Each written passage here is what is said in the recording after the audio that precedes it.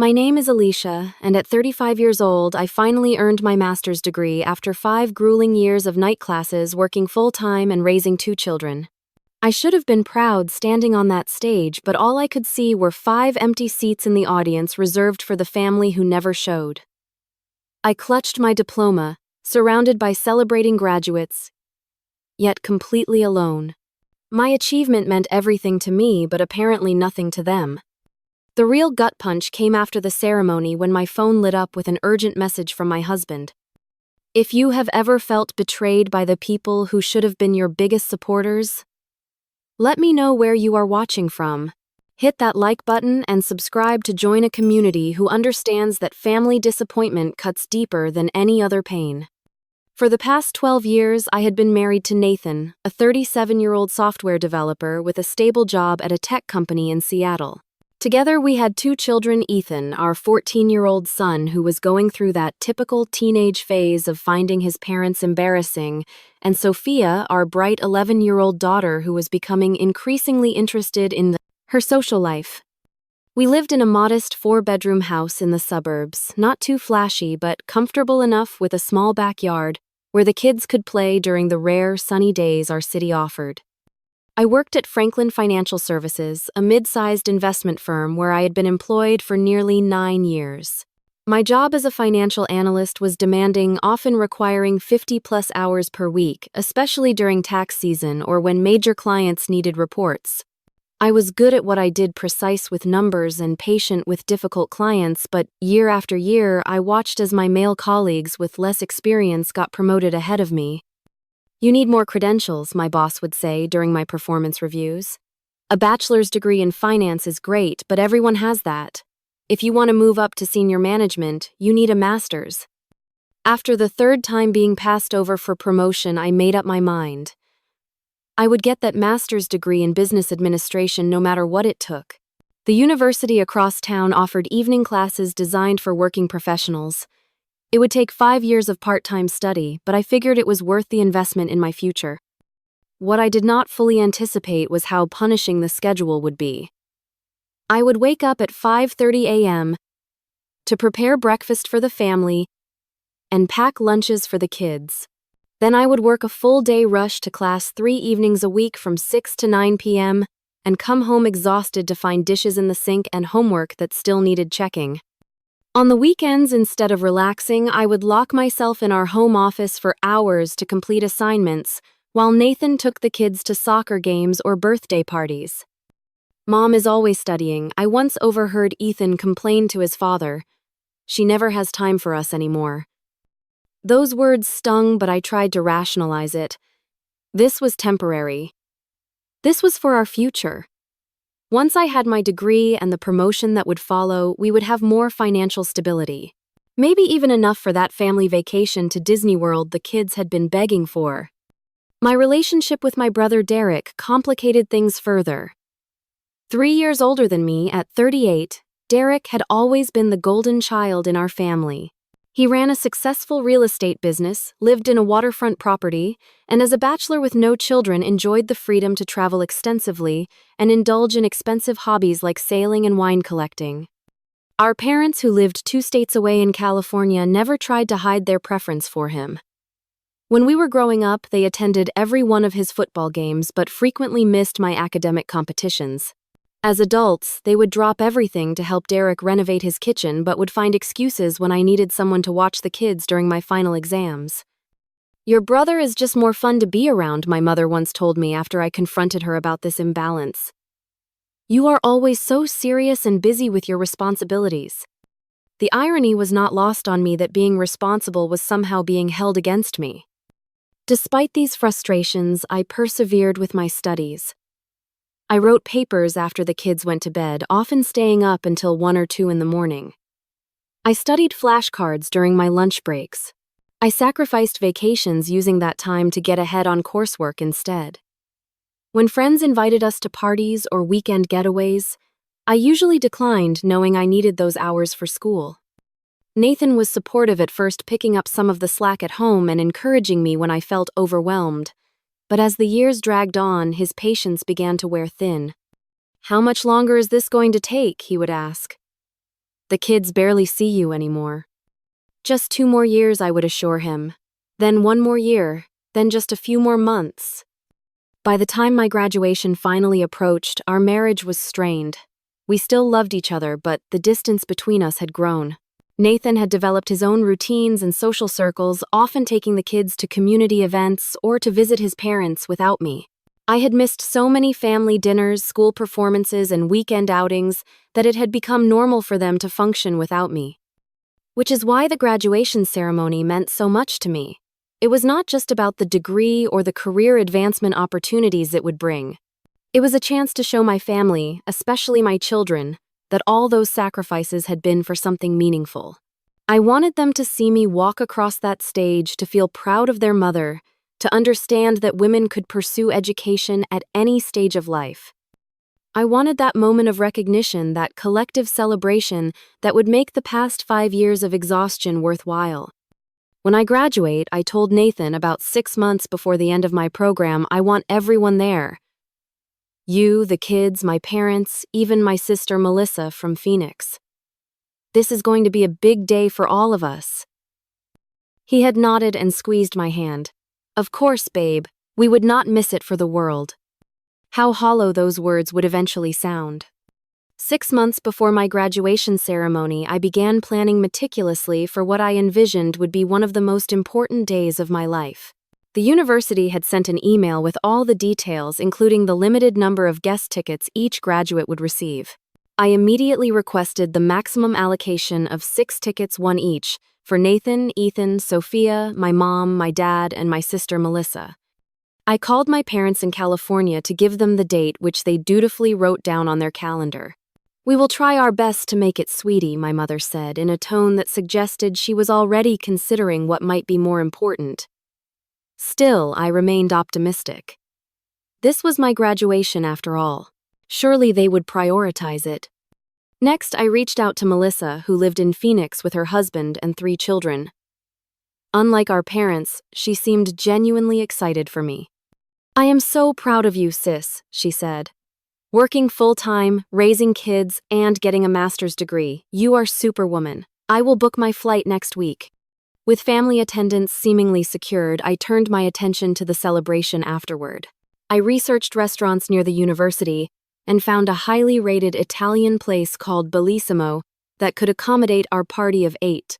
It was expensive, nearly $300 for the reservation, but this was a once-in-a-lifetime occasion. I put down the deposit without hesitation. Since my parents would be traveling from out of state, I also booked them a hotel room at the Marriott downtown, using points I had accumulated through business trips.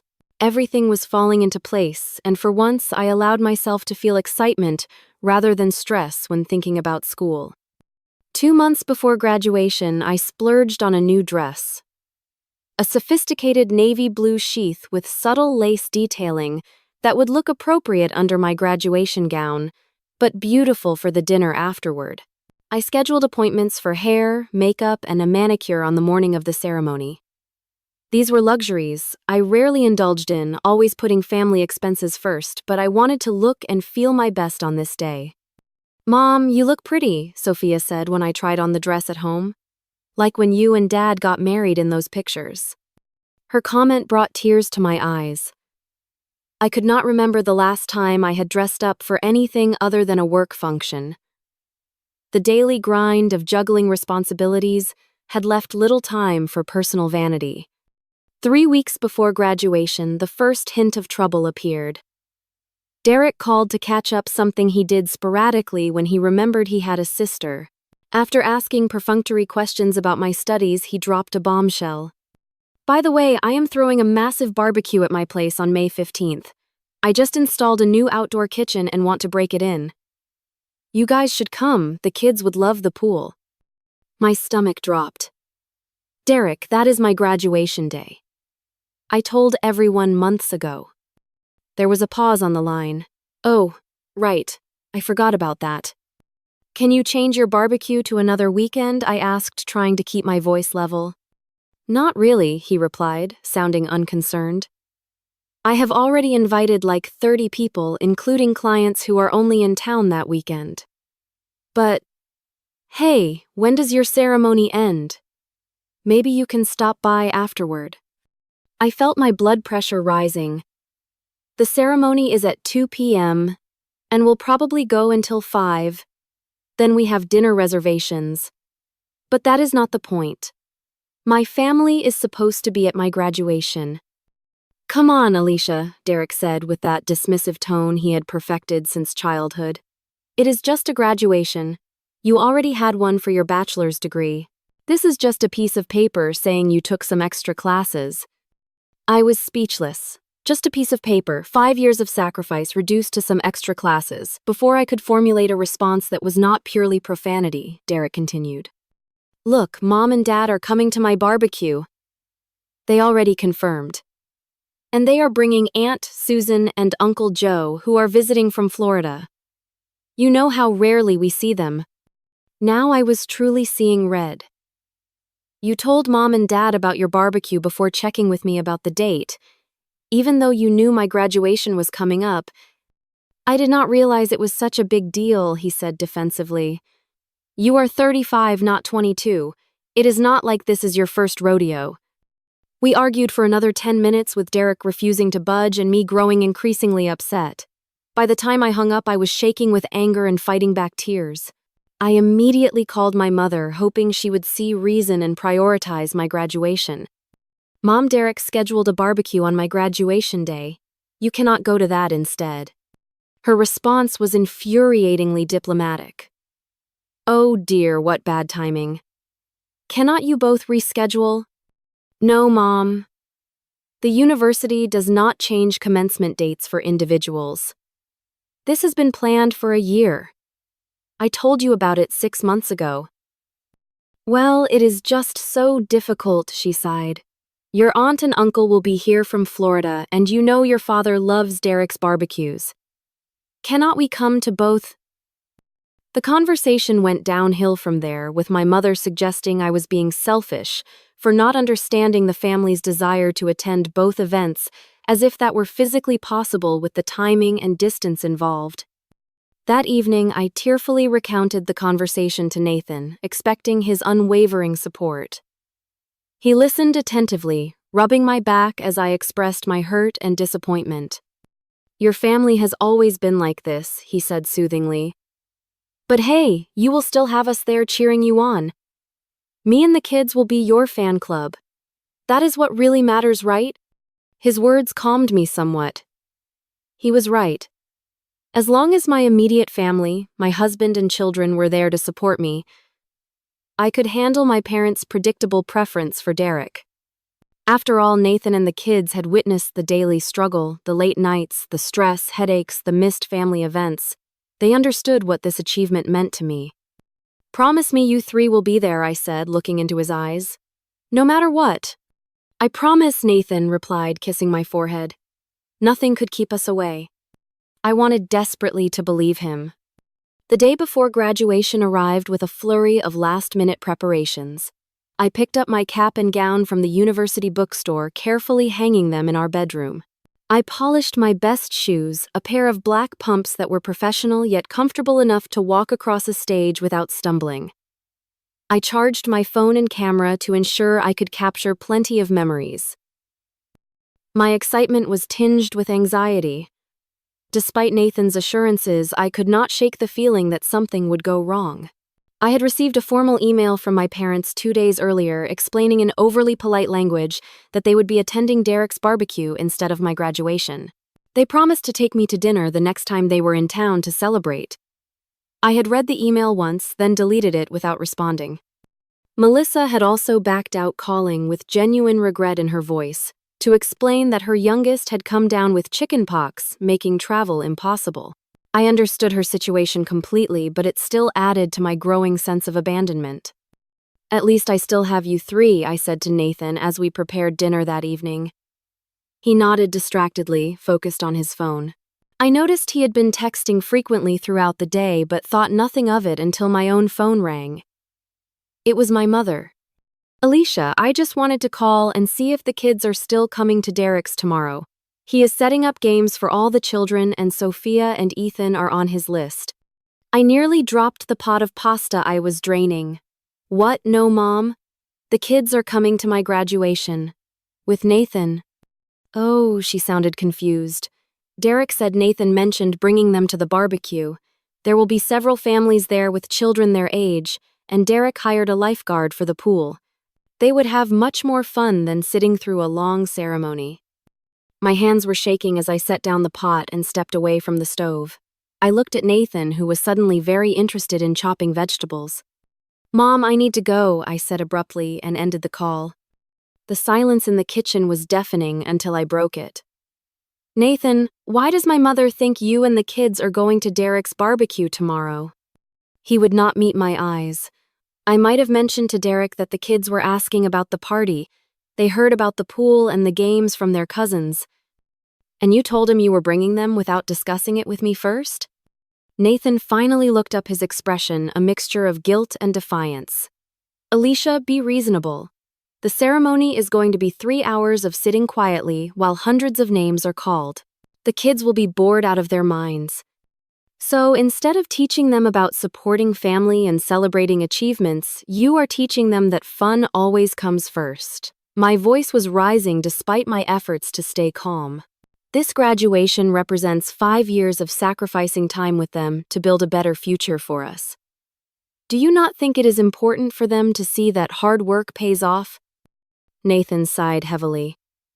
Of course I do. But the kids really want to go to the barbecue. Ethan has been talking non-stop about swimming with his cousins, and Sophia heard that her friend Jasmine from soccer will be there. Derek invited her whole family. So what are you saying? I asked, though I already knew the answer. That you want to take our children to a barbecue instead of watching their mother graduate with honors. Cannot we compromise? Nathan suggested, his tone irritatingly reasonable. Maybe I take the kids to the barbecue and we meet you at the restaurant afterward to celebrate. Or I could come to the ceremony alone and pick you up after dropping the kids at Derek's. I stared at him in disbelief. Do you hear yourself? This is not about negotiating a business deal. This is about being there for me on one of the most important days of my life. You're being dramatic, Nathan muttered. It is just a graduation ceremony. Just a graduation ceremony. The exact words Derek had used.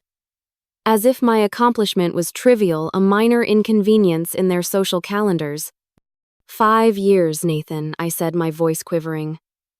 5 years of missing bedtimes, of studying until 2 a.m., of using every vacation day for exams instead of family trips.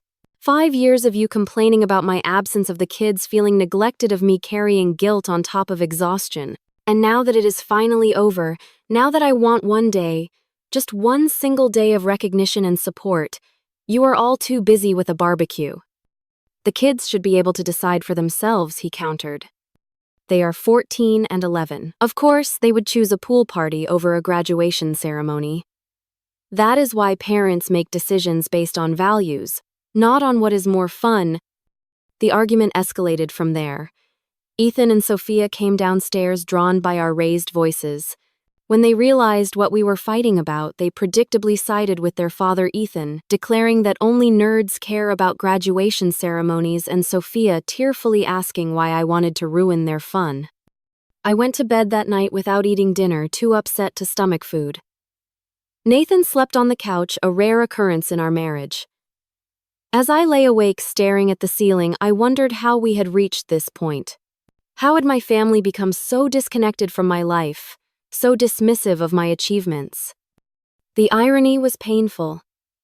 I had pursued this degree primarily for them to provide a better lifestyle, to be a role model of determination. Yet they could not give me a single afternoon of support in return. I cried silently into my pillow, mourning not just tomorrow's inevitable disappointment, but something deeper, a fundamental misalignment in how my family and I valued each other's lives. Sleep evaded me until the early hours of the morning, my graduation outfit hanging like a ghost in the corner of the bedroom, a symbol of tomorrow's empty celebration. I woke up disoriented after just a few hours of restless sleep. For a moment, I forgot about the previous night's argument, my mind automatically shifting into graduation day excitement. Then reality crashed back and I reached across the bed to find Nathan's side empty and cold. Dragging myself to the bathroom, I splashed cold water on my puffy eyes and tried to summon some enthusiasm. This was still my day, my achievement. I would not let their absence ruin it completely. Downstairs, the house was eerily quiet. No sounds of breakfast being made, no television cartoons, no bickering children. On the kitchen counter sat a hastily scrawled note. Took the kids to Derek's early to help set up. We'll try to make it back for your ceremony. Congratulations. Nathan. The note felt like a physical blow, not even a proper goodbye, just an afterthought. I crumpled it and threw it in the trash, then made myself a cup of coffee with trembling hands. The clock read 9:30 a.m. My hair appointment was at 10, followed by makeup at 11. The ceremony began at 2 p.m. with graduates required to arrive by 1 for lineup and instructions. Despite the hollow feeling in my chest, I forced myself to follow the day's schedule. The hairstylist commented on my subdued mood but professionally avoided prying when I did not engage in the usual salon chit-chat. The makeup artist did her best to conceal my swollen eyes and pale complexion, creating a polished look that contrasted sharply with my inner turmoil. Back home, I carefully put on my new dress, straightened the cap on my newly styled hair, and adjusted the gown's zipper. I took a selfie in the full-length mirror, trying to smile, trying to feel something beyond the hurt. I posted it to social media with a caption about achieving goals and tagged my family members out of habit, or perhaps spite. The congratulatory comments began immediately. Coworkers, distant relatives, old high school friends, all expressing pride and excitement. Everyone except those who mattered most. I texted Nathan before leaving the house. I am heading to the ceremony now. Are you still planning to come? 3 dots appeared, disappeared, then reappeared. Finally, Ethan took a bad fall while running around the pool. Nothing serious, but lots of tears. Might be late. Save us seats if you can. I did not bother responding. Seats were assigned by graduate name with family seating general admission. There were no seats to save. Nathan knew this, had read the information packet I had left prominently on the kitchen counter for weeks. His message was just another flimsy excuse. Another way to soften the blow of their impending absence. The drive to the university was a blur. I parked in the crowded garage and made my way to the auditorium where graduates were gathering. Around me, fellow students greeted family members, posed for photos, received flowers and hugs. I kept my head down, focusing on finding my place in the alphabetical lineup. My phone buzzed with messages of encouragement from Linda, my closest work friend, and from Professor Jenkins, my favorite instructor who had written my recommendation letter for a senior analyst position I had applied for. Their words were kind but only emphasized the silence from my family. The graduates processed into the main hall to pomp and circumstance, an ocean of identical black gowns and square caps. From the stage, I scanned the audience irrationally, hoping to spot Nathan and the kids slipping in late. The ceremony began with speeches from the university president, the dean, and a successful alumna who spoke about perseverance and work-life balance, words that felt like they were directed specifically at me. When my department was called, I rose with my row and waited for my name. In those moments of anticipation, I made a decision. I would enjoy this moment for myself, not for anyone else. I had earned this. Alicia Marie Williams, Master of Business Administration with honors. I walked across the stage with my head high, shook the dean's hand, accepted my diploma case, and moved the tassel on my cap from right to left. There was polite applause, the same as for every other graduate. No distinctive cheers, no special whistles or calls of my name, just the anonymous recognition of strangers witnessing another stranger's milestone. After returning to my seat, I felt oddly calm. The hurt was still there, but it had crystallized into something harder, something that felt like resolve. I sat through the remainder of the ceremony in a detached state, clapping automatically for my fellow graduates, while my mind wandered to what would come next. How I would address this betrayal with my family. What it meant for my marriage, for my relationship with my children, for my sense of self-worth. When the ceremony ended, graduates flooded the lawn outside for the traditional cap tossing and photos. I stood awkwardly at the periphery watching families reunite, flowers exchanged, champagne bottles popped. I took a few obligatory photos with classmates I had studied with, but felt like an imposter in their joy. I checked my phone obsessively. No messages from Nathan. No calls from the kids. Nothing from my parents or Derek. I scrolled through social media and saw that Derek had posted photos of his barbecue tagging my parents, Nathan, and the children. They were all smiling, gathered around a fire pit roasting marshmallows. The timestamp showed it had been posted 30 minutes ago, right in the middle of my graduation ceremony. Something broke inside me then. A dam of emotions I had been holding back all day. I found a quiet corner behind the science building and let myself cry ugly, heaving sobs that smeared my carefully applied makeup and left me gasping for breath. When I finally composed myself, I decided to cancel the restaurant reservation. There was no point in keeping it now. As I pulled up the restaurant's number on my phone, a text message appeared from Nathan. "We need to talk, urgently." Immediately afterward, I noticed something that sent a chill through me. 45 missed calls from Nathan, all within the past hour. My heart rate doubled instantly. 45 missed calls could only mean an emergency. Had something happened to one of the kids? To my parents? Had there been an accident? I had silenced my phone during the ceremony as requested by the university. In my emotional state afterward, I had not thought to check for missed calls, only messages. With shaking fingers, I called Nathan back. He answered on the first ring. "Alicia," thank God his voice was high-pitched with panic. "I have been trying to reach you for over an hour." "What happened?" I demanded, already walking quickly toward the parking garage. "Is everyone okay?" "It is Ethan," Nathan said, his words tumbling out in a rush. He was climbing on that ridiculous new water slide Derek installed, showing off for his cousins, and he fell. "We are at Memorial Hospital. The doctor thinks his arm is broken." "I will be right there," I said, breaking into a run despite my heels. "Is he in a lot of pain? How bad is it?" "They gave him something for the pain, but he is pretty shaken up. He keeps asking for you." That last part sent a wave of conflicting emotions through me. On one hand, my maternal instinct kicked in, immediately desperate to reach my injured child. On the other, a small, bitter voice in my head noted that now suddenly my presence was essential. I drove to the hospital in a state of heightened anxiety, alternating between concern for Ethan and residual anger at the entire situation. The graduation gown lay crumpled in my passenger seat, the cap tossed carelessly in the back. My diploma case sat unopened on the dashboard.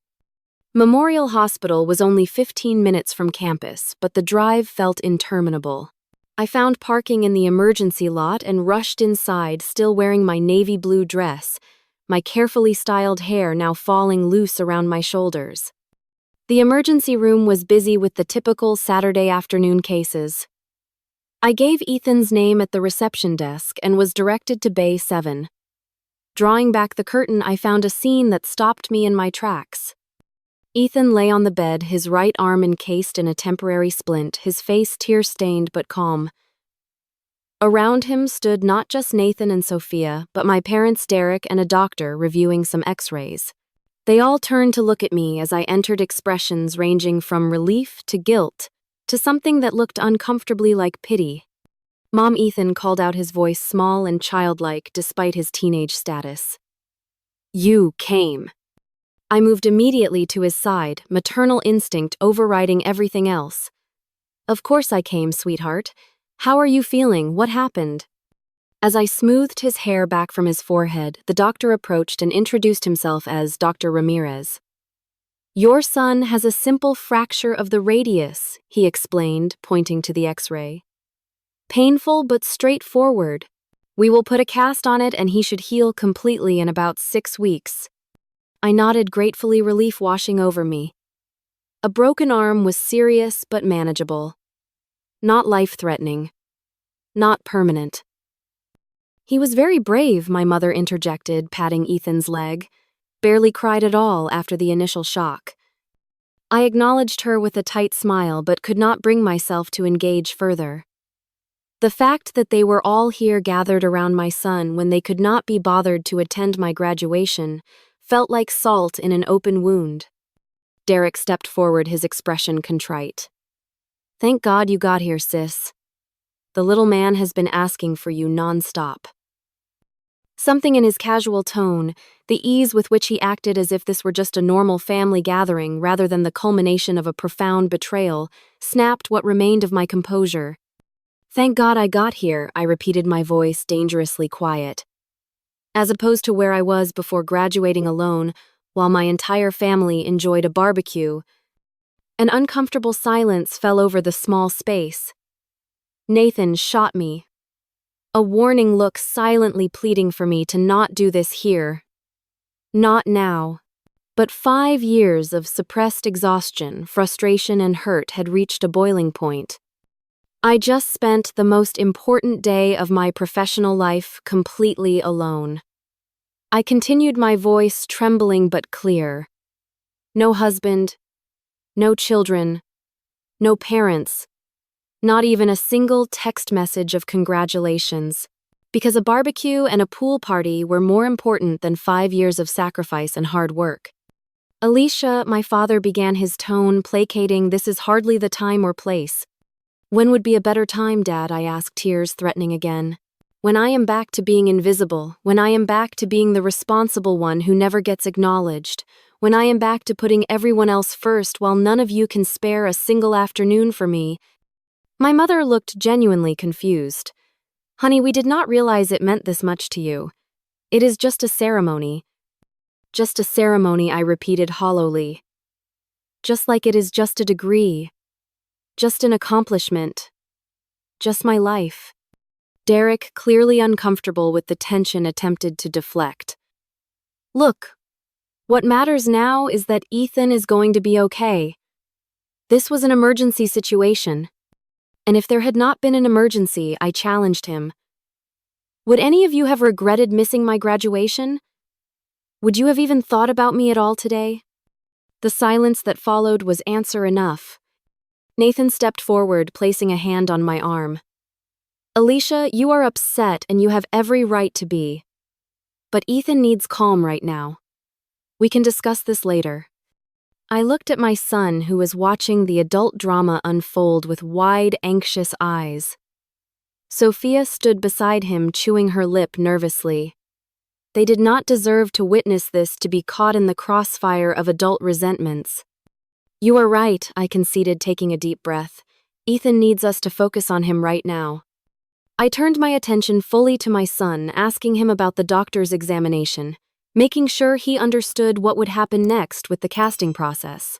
I kept my voice steady and reassuring, compartmentalizing my hurt as I had done countless times before. When the nurse came to take Ethan for casting, I volunteered to accompany him, needing a break from the suffocating presence of everyone else. As we walked down the hallway, Ethan leaning slightly against me, he spoke softly.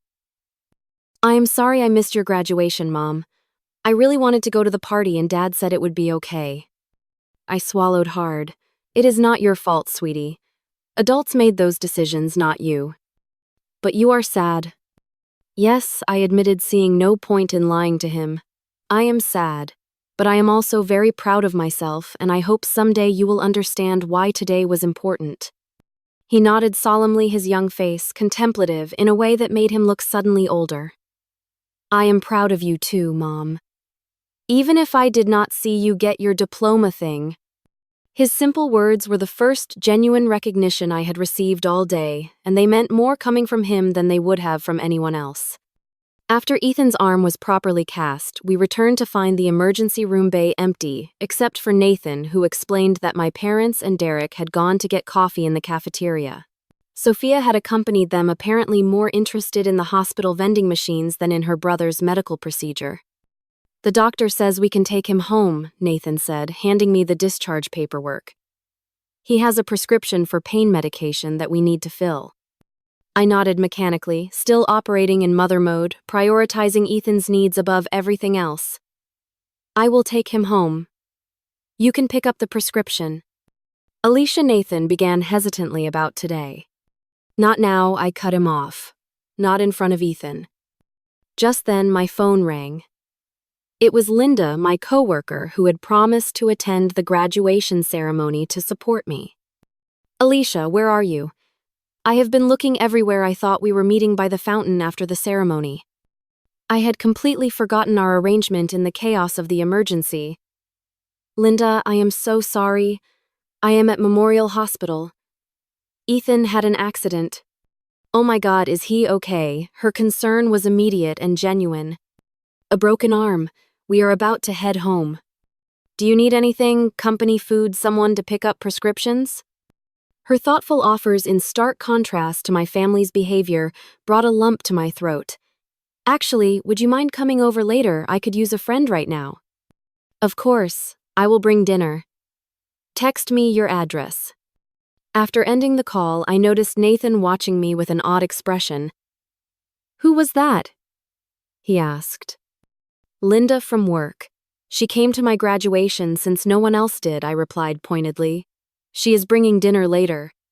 Before he could respond, my parents and Derek returned with Sophia, all carrying hospital cafeteria, coffees, and snacks. My mother immediately fussed over Ethan's new blue cast, while my father asked about follow-up appointments. Derek hung back uncharacteristically subdued. We are taking Ethan home now, I announced to the group. He needs rest. We will come with you, my mother declared. You will need help with dinner and getting him settled. No, I said, firmly surprising even myself with the forcefulness of my response. Thank you, but no. Linda is bringing dinner, and I can manage my own son. The stunned silence that followed gave me a small vindictive satisfaction. But we came all this way, my father protested, and we were planning to stay until tomorrow. You can go back to Derek's, I suggested coolly. I am sure the barbecue is still going on. I need some space right now. Derek looked like he might object, but thought better of it. My mother appeared genuinely hurt, but for once I could not bring myself to accommodate her feelings at the expense of my own. We parted awkwardly in the hospital parking lot with promises to call tomorrow and check on Ethan. Nathan drove our car with Ethan carefully secured in the back seat. And Sophia, unusually quiet beside her brother. I stared out the passenger window, physically and emotionally exhausted.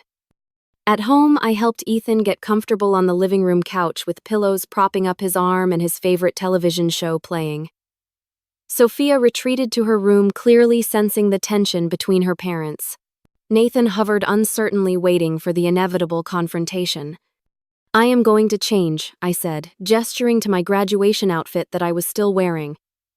Then we need to talk. Upstairs, I peeled off the navy blue dress that should have been associated with triumph but now felt like a costume from a failed performance. I put on comfortable clothes, washed the smeared makeup from my face, and took several deep breaths before returning downstairs. Nathan was in the kitchen mechanically unpacking the prescription bag from the pharmacy. He looked up when I entered. Alicia, I know you are angry, he began. Angry does not begin to cover it, I replied, keeping my voice low so the kids would not hear. I feel betrayed, Nathan. By you most of all. He had the decency to look ashamed. I made a mistake. I thought the kids would have more fun at the barbecue, and I did not realize how important the ceremony was to you. How could you not realize I have been talking about it for months? I specifically asked you to promise you would be there, all of you. I know, and I am sorry. When Derek invited us, the kids got so excited and it seemed like a harmless compromise at the time. A compromise implies both parties agree, I said bitterly. You made a unilateral decision to prioritize fun over supporting me. Nathan leaned against the counter, running a hand through his hair. You are right, I screwed up badly. But does one mistake erase 12 years of marriage? 5 years of me supporting you through your degree? Supporting me, I repeated incredulously. You complained constantly about my absence. You made me feel guilty for studying. You took the kids to events without even trying to include me. And then on the one day I needed you to show up for me, you chose my brother's party instead. That is not fair, he protested. I have been juggling work and childcare and house maintenance while you were in class 3 nights a week. I have been supportive in ways you do not even see. And I have been working full-time while studying nights and weekends for 5 years to build a better future for our family, I countered. We have both made sacrifices, Nathan. The difference is that I would never ever have missed an important milestone in your life. The truth of that statement hung between us. Nathan knew I was right. For all his complaints about my absence, I had always shown up for his important moments, rearranging my study schedule, missing classes if necessary. What do you want me to do? He asked finally. How do I fix this? I shook my head slowly. I do not know if you can fix it immediately. I need time to think about what this means for us, about whether I can trust you to value me and my accomplishments. Are you saying you want a separation? Alarm crept into his voice. No, I clarified. I am saying I need space to process what happened today. I am going to stay at the hotel I booked for my parents, just for a week. I need to clear my head. A week, Alicia, be reasonable. Ethan has a broken arm. He needs his mother. Ethan has a father who apparently is perfectly capable of making decisions without consulting me, I replied sharply. He will be fine for a few days with you in charge. I will check in on him daily and come back if there are any complications. Nathan looked like he wanted to argue further, but seemed to realize he was in no position to deny me this request. When will you leave? After Linda brings dinner and I explain things to the kids, I will pack tonight and leave in the morning. As if on cue, the doorbell rang announcing Linda's arrival. She brought not only dinner as promised, but also a graduation gift, a beautiful leather portfolio embossed with my initials, and a card signed by several coworkers. We are so proud of you, she said, hugging me tightly. You worked so hard for this. Her simple acknowledgement brought fresh tears to my eyes. This was all I had wanted from my family, this basic recognition of my achievement. After dinner, while Linda helped Nathan clear the dishes, I sat with both children to explain my temporary absence. I reassured Ethan that I would check on him every day, and that I was not leaving because of his accident. I just need some quiet time to think, I told them. Sometimes adults need space just like you do when you get overwhelmed. Sophia, more perceptive than I had given her credit for, asked directly, Is this because we missed your graduation? Partly, I admitted, not wanting to lie to them. I was very hurt by that. But this is more about me needing to figure out what I want going forward. It is not a punishment for anyone. It is just something I need. To my surprise, both children accepted this explanation with minimal protest. Perhaps they sensed the depth of my hurt, or perhaps they were simply exhausted by the day's events. Either way, they hugged me goodnight with extra fierceness, as if already missing me. The next morning, I packed a small suitcase and drove to the downtown hotel, checking into the room I had originally reserved for my parents. The irony was not lost on me. As I settled into the quiet space, I felt a strange mixture of grief and liberation. For the first time in years, I had put my own needs first. The guilt I had expected to feel was surprisingly absent, replaced by a newfound sense of self-respect. Over the next few days, I received a flurry of apologetic texts and calls. My parents left a tearful voicemail admitting they had been thoughtless. Derek sent an elaborate flower arrangement to the hotel with a card acknowledging his selfishness. Nathan called every evening, his tone increasingly desperate, as he realized I was serious about this time apart. I spent the week reflecting on my relationships, my career goals, and what I wanted from the next phase of my life. I visited Ethan daily, bringing small gifts and helping him adapt to one-armed living. I had lunch with Sophia at her school, reassuring her that family challenges were normal and resolvable. I spoke with my boss about the senior analyst position, which had been unofficially offered to me upon completion of my degree. By the end of the week, I had reached several important conclusions. My family's behavior had revealed a painful truth about how they valued my contributions and aspirations. But it had also given me clarity about my own worth and the boundaries I needed to establish going forward.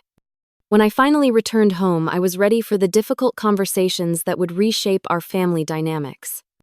One week after my graduation ceremony, I drove home from the hotel with a sense of purpose I had not felt in years. The time alone had been transformative, allowing me to process my hurt without the constant pressure to forgive prematurely for the sake of family harmony. Nathan was waiting for me on the front porch, a tentative smile on his face. He helped carry my suitcase inside, where the house was surprisingly clean and orderly. I later learned he had hired a cleaning service, a gesture that acknowledged how much domestic labor I typically shouldered alongside my other responsibilities. "The kids are at school," he said. "I thought we should talk privately first." We sat at the kitchen table, the scene of countless family meals and homework sessions. The familiar setting underscored how much had changed in just 1 week. "I have been thinking a lot about us," Nathan began. "About how I have taken you for granted. About how I failed to support you when it mattered most." I nodded, appreciating his directness. "I have been thinking too. About what I need from this marriage going forward." "Tell me," he said, and for perhaps the first time in years, he seemed genuinely ready to listen. "I need respect for my accomplishments, not just lip service. I need a true partner who values my goals as much as his own and the children's. I need to stop being the default parent, the default housekeeper, the one whose needs always come last." Nathan did not become defensive as he might have before. Instead, he acknowledged the truth in my words. "You deserve all of that. I see now how I have been putting you last even while complaining about your absence. It was unfair and hypocritical." We talked for hours more honestly than we had in years. Nathan revealed his own insecurities about my educational advancement, fearing I would outgrow him professionally. I shared my resentment over bearing the mental load of family management while pursuing my degree. We discussed practical changes like hiring occasional help with housework and creating a fair division of parenting responsibilities. When the children returned from school, we had a family meeting. Ethan, his cast now decorated with colorful signatures from classmates, sat solemnly as we explained that we were working through some challenges, but were committed to being stronger as a family. "Does this mean you are staying, Mom?" Sophia asked, her voice small. "Yes," I assured her. "But it also means some things will be different. I will be starting a new position at work soon with more responsibility, and everyone in this family needs to contribute more at home." To my surprise, both children readily agreed. Ethan volunteered to take over lawn mowing duties once his arm healed, while Sophia offered to be responsible for laundry sorting. They seemed almost relieved to have concrete ways to help maintain our household. Over the next few days, I had similarly forthright conversations with my parents and Derek. I invited them over individually, not wanting to feel outnumbered during these difficult discussions. My parents arrived first bearing gifts and apologies. My mother handed me a card containing a substantial check, clearly hoping to buy forgiveness. I returned it to her gently but firmly. "This is not about money," I explained. "This is about recognizing a pattern that has existed my entire life. Derek's events always take priority. His achievements are celebrated, while mine are minimized." My father looked genuinely surprised. "We had no idea you felt this way, Alicia." "That is part of the problem," I replied. "You never asked. You never noticed." The conversation was uncomfortable but necessary. I did not demand dramatic promises or tearful apologies. Instead, I established clear boundaries for our relationship moving forward.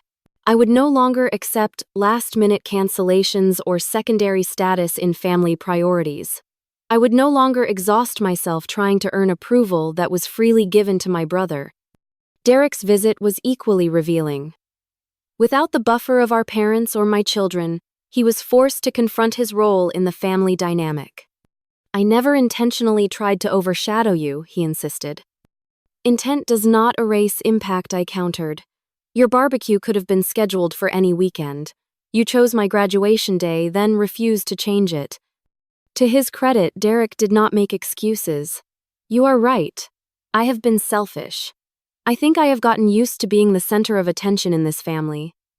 We reached an understanding that would require ongoing effort to maintain. I did not expect decades of patterns to change overnight, but I was no longer willing to accept being an afterthought in my own family story. The weeks that followed brought gradual healing. Ethan's arm mended steadily, a visible reminder of how resilience can follow injury. My promotion to senior analyst came through complete with a significant salary increase and a private office.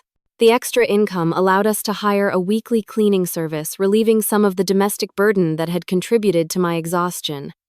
Nathan followed through on his promises, taking on more parenting responsibilities and making a point to celebrate my professional achievements publicly. The children, watching their parents model new behaviors, began showing more appreciation for my contributions both at work and at home. Perhaps the most meaningful gesture came a month after graduation, when Derek organized a small surprise party specifically to celebrate my master's degree. He invited my close friends and colleagues, ordered a cake decorated with my university's colors, and gave a speech acknowledging my determination and intelligence. My parents attended, bringing a framed professional photograph of me in my graduation regalia that they had commissioned from the university's photographer. It was a lovely evening, but its significance went beyond the celebration itself. It represented a shift in how my family perceived my accomplishments, a recognition that my milestones deserved the same attention and respect as anyone else's. As I prepared to hang my diploma in my new office, I reflected on the unexpected journey that had followed my graduation day. What should have been a simple celebration had instead become a catalyst for profound change in my most important relationships. I had learned that sometimes the greatest gift of education is not the degree itself, but the self-knowledge that comes with it. I had learned that standing up for myself did not mean losing my family, but rather creating healthier connections based on mutual respect. I had learned that setting boundaries, though initially painful, ultimately allows for more authentic relationships. Most importantly, I had learned that my worth was not determined by others' recognition, but by my own sense of accomplishment and integrity. The empty seats at my graduation had initially felt like rejection, but they had ultimately led to a fuller understanding of my own value and the courage to demand that others recognize it too. Sometimes the deepest wounds lead to the most significant growth. Have you ever had to stand up for yourself with family members who took you for granted? How did you handle it? Share your experience in the comments below. And do not forget to like and subscribe for more stories about navigating family dynamics and finding your voice. Thank you for listening to my journey, and remember that your achievements deserve celebration, even if you have to be your own biggest cheerleader sometimes.